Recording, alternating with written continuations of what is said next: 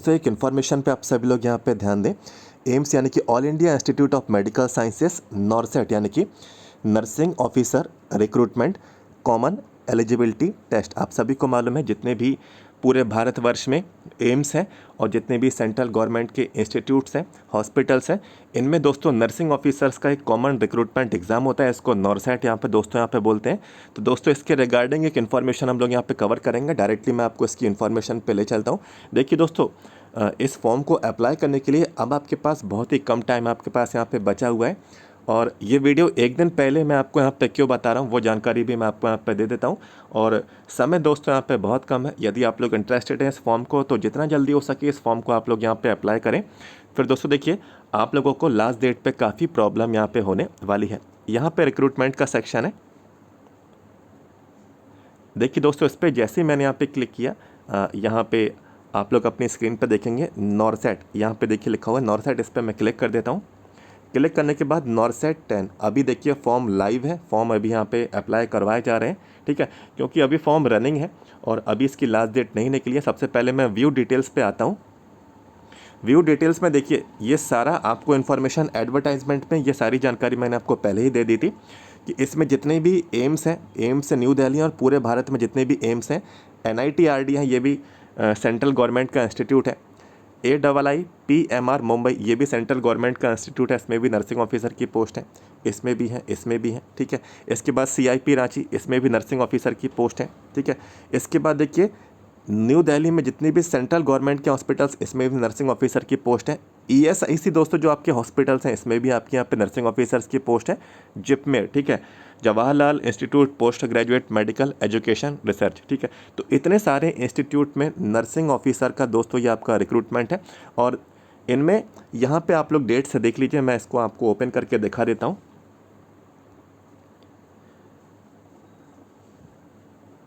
तो देखिए ये आप लोगों का नोटिफिकेशन, ऐसे ही सारे इंस्टीट्यूट्स के आप लोग नोटिफिकेशन डाउनलोड करके चेक कर सकते हैं, ठीक है। अप्लाई करने की लास्ट डेट 16 मार्च, दिन के 5 बजे तक का ही समय, ठीक है, रात के 12 बजे नहीं, शाम के 5 बजे तक का, ठीक है। हम लोग ने आमतौर पे देखा है कि फॉर्म रात के 12 बजे तक अवेलेबल रहता है, लेकिन इसमें ऐसा नहीं है, ठीक है। शाम के 5 बजे तक ही ये अवेलेबल है। 16 मार्च ये डेट 16 मार्च तक के लिए आप लोगों के लिए रहेगा। और देखिए आज जो है दोस्तों आप लोगों की यहाँ पे जो डेट है 15, ठीक है। तो 15 मार्च दोस्तों आप लोगों की यहाँ पे डेट हो चुकी है। और कल दोस्तों जब आप लोग फॉर्म अप्लाई करेंगे, ठीक है, कल आप लोग जब फॉर्म अप्लाई करेंगे यानी कि लास्ट डेट पर आप लोग फॉर्म अप्लाई करेंगे, ये बिल्कुल तय है कि आपको काफ़ी प्रॉब्लम आने वाली है। फ़ीस का पेमेंट दोस्तों नहीं हो पाएगा, ठीक है। फ़ीस का पेमेंट नहीं हो पाएगा क्योंकि लास्ट मोमेंट पर और लास्ट डेट पर दोस्तों इसका सर्वर बहुत बिजी जाता है, क्योंकि ये ऑल इंडिया वैकेंसी है। पूरे ऑल इंडिया से दोस्तों फॉर्म अप्लाई होते हैं और जब पूरे ऑल इंडिया से फॉर्म अप्लाई होते हैं, लास्ट डेट जो टाइम रहता है, सर्वर काफ़ी प्रॉब्लम जाती है, ठीक है।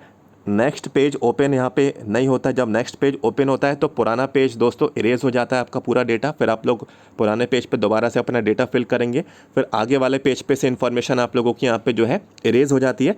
नेक्स्ट पेज ओपन ही नहीं होता। और जब आप लोग फाइनली पेमेंट पेज पर आते हैं तो आपका दोस्तों पेमेंट भी नहीं हो पाता है। और पेमेंट देखिए इसमें कोई छोटा मोटा पेमेंट तो है नहीं। 100, 200, 300, 400 के आप लोग एक बार पेमेंट फेल्ड होने के बाद दोबारा से अपना फ़ीस का पेमेंट कर दें। इसमें दोस्तों जो आप लोगों का फ़ीस का पेमेंट है मैं आपको यहाँ पे दिखा देता हूँ।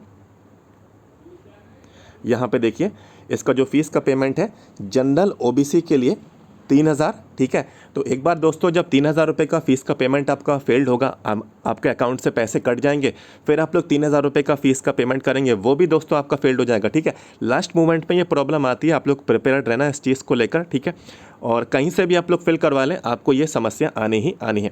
और इसमें SC ST जो कैंडिडेट्स हैं, आपका 2400 रुपये फ़ीस का अमाउंट है, ठीक है। EWS वालों का भी 2400 रुपये फ़ीस का अमाउंट है। EWS वाले कैंडिडेट भी 2400।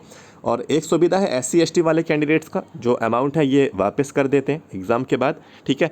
ये अमाउंट रिफ़ंड हो जाता है SC ST कैंडिडेट्स को, और ये तब होगा जब आपका रिज़ल्ट आ जाएगा, ठीक है। इसके लिए आपको एग्ज़ाम देना होगा। PWD जो कैंडिडेट है, आपको कोई भी फ़ीस पे करने की आपको ज़रूरत नहीं है। तो इसमें क्वालिफ़िकेशन मैंने आपको ऑलरेडी बता दी थी। BSc नर्सिंग कैंडिडेट्स के लिए ये बिल्कुल आप लोगों के लिए फॉर्म है, ठीक है। और जो यहाँ पे पोस्ट बेसिक बीएससी नर्सिंग वाले हैं, ये आप लोगों के लिए फॉर्म है और आपके पास रजिस्ट्रेशन नर्सिंग काउंसिल का होना चाहिए, ठीक है। ये तो बीएससी और पोस्ट बेसिक का बताया, इसमें जीएनएम डिप्लोमा वाले भी अलाउ हैं, ठीक है। जीएनएम हो और साथ ही साथ रजिस्ट्रेशन भी नर्सिंग काउंसिल का आपके पास किसी भी स्टेट का होना चाहिए। और यदि दोस्तों आपके पास जीएनएम का डिप्लोमा है तो आपके पास 2 ईयर, ठीक है, 2 ईयर आपके पास 2 वर्ष का एक्सपीरियंस होना चाहिए। और ये एक्सपीरियंस दोस्तों आपकी क्वालिफिकेशन के बाद का हो, ठीक है। और ये 2 वर्ष का जो अनुभव है जीएनएम के बाद, ये 50 बेडेड हॉस्पिटल के बाद का दोस्तों आपका होना चाहिए, 50 बेडेड हॉस्पिटल के बाद का होना चाहिए। तो ये क्वालिफिकेशन दोस्तों आप लोगों के यहाँ पे रखी गई और जितना जल्दी हो सके आप लोग इस फॉर्म को अप्लाई करें। और कल लास्ट डेट है और इससे पहले 1 दिन पहले ही मैंने आपको यहाँ पे इन्फॉर्मेशन दे दी जिससे आपको प्रॉब्लम ना आए यदि आप लोग इस फॉर्म को अप्लाई कर रहे हैं। और देखिए इसमें एक और बात है दोस्तों, इसमें आप लोग यदि पुराने फॉर्म अप्लाई किए होंगे तो आपको मालूम है कि ये आपकी डेट को बढ़ा देते हैं, ठीक है। वैसे ज़रूरी नहीं है लेकिन ये बढ़ा देते हैं, लेकिन ये उन कैंडिडेट्स के लिए डेट बढ़ती है जो अपना ऑलरेडी रजिस्ट्रेशन पहले करा लेते हैं। यानी कि लास्ट डेट दोस्तों जब आपकी निकल जाएगी ना, ठीक है, यानी कि जब आप लोगों की देखिए ये जो लास्ट डेट है ना 16 मार्च, ठीक है, शाम के 5 बज जाएंगे ना, फिर आप लोग न्यू रजिस्ट्रेशन, ठीक है, न्यू रजिस्ट्रेशन नहीं कर पाएंगे, ठीक है। और जो कैंडिडेट ऑलरेडी रजिस्टर्ड होंगे, ठीक है, और जिन्होंने जो ऑलरेडी रजिस्टर्ड होंगे और जो अपना फॉर्म कंप्लीट किए बैठे होंगे, ठीक है, भले ही फीस का पेमेंट नहीं हुआ हो, फॉर्म बिल्कुल सेव रखा है, कंप्लीट होके रखा है, तो उनको दोस्तों टाइम मिलेगा फॉर्म को यहाँ पे फीस का पेमेंट करने का। लेकिन रजिस्ट्रेशन होना ज़रूरी है, फॉर्म कंप्लीट होना, सेव होकर रखना आपका ज़रूरी है, भले ही आप लोग फीस का पेमेंट बाद में करें, ठीक है। ऐसा पहले हो चुका है और एम्स कॉमन रिक्रूटमेंट एग्जामिनेशन भी में भी देखा गया था और नॉर्सेट के रिक्रूटमेंट्स में भी आमतौर पे देखा जाता है। लेकिन ये कंपलसरी नहीं है कि ये डेट आपकी बढ़ाएं ही, ठीक है। हमें सिर्फ इसी डेट पर ही इसको फाइनल डेट यहाँ पर लास्ट डेट मान के यहाँ पर चलना है। तो और जो पॉसिबिलिटी मैंने आपको बताई लास्ट डेट को बढ़ने की, तो ये पॉसिबिलिटी न्यू रजिस्ट्रेशन वाले कैंडिडेट्स के लिए, ठीक है, ये अपॉर्चुनिटी न्यू रजिस्ट्रेशन जो कैंडिडेट्स कराएंगे लास्ट डेट के बाद वो नहीं करा पाएंगे, ठीक है, क्योंकि लास्ट डेट ऑलरेडी निकल चुकी होगी। और जो ऑलरेडी रजिस्ट्रेशन कराए हैं, अपना फॉर्म कंप्लीट करे हुए बैठे हैं, भले ही फीस का पेमेंट नहीं है, यदि लास्ट डेट बढ़ी तो आपको फ़ीस पेमेंट कंप्लीट करने का मौका आपको दिया जाएगा। और बार बार फीस का पेमेंट नहीं करना, एक बार फेल्ड हो गया तो थोड़ा समय रुकना, ठीक है, उनसे बात करना, हेल्पलाइन में बात करना, वरना दूसरा पेमेंट करें तो दोबारा वो भी आपसे फेल्ड हो जाए, फिर ऐसे दोस्तों आपका जो है अमाउंट यहाँ पे काफ़ी फंस जाएगा। और फीस का अमाउंट भी दोस्तों ज़्यादा है, तो ये आप लोग इसको सोच समझ के भरें। और देखिए इसमें फ़ीस का अमाउंट तो ज़्यादा है, मोस्टली लोग कहते हैं फ़ीस तो बहुत ले रहे हैं, लेकिन सैलरी भी तो आपको कितनी अच्छी मिल रही है ये नहीं देख रहे हैं आप, ठीक है। पहली सैलरी में सब कुछ आप लोगों का वसूल है। तो प्रिपरेशन यदि किसी भी कैंडिडेट की है और पूरे ऑल इंडिया में दोस्तों इतनी सारी, ठीक है, इतनी सारी नर्सिंग की वैकेंसी है तो भी आप लोग फॉर्म को अप्लाई नहीं कर रहे हैं। और जो वैकेंसी आ रही हैं, ठीक है, जिनमें पोस्ट यहाँ पे बहुत कम है, आप लोग उनका इंतज़ार कर रहे हैं।